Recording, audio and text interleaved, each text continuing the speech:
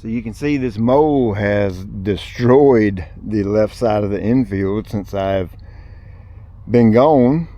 I reckon we're going to have to try and get a trap and set out here. Try to catch him, bait him or something. My 338 Lapua is totally out of the question for this particular varmint because we're on school grounds and that's a big time no-no. Home plate set, pitcher's mound built, first, second, third.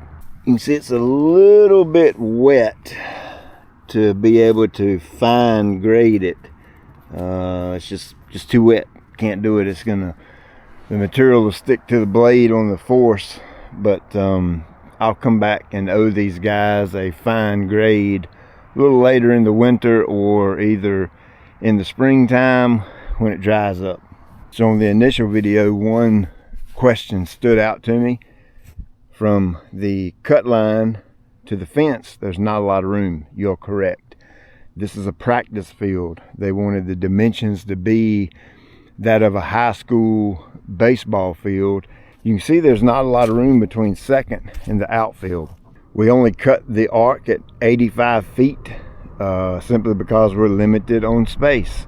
There's the fence right there, so not much outfield to work with. Later on, they're going to extend the fence out.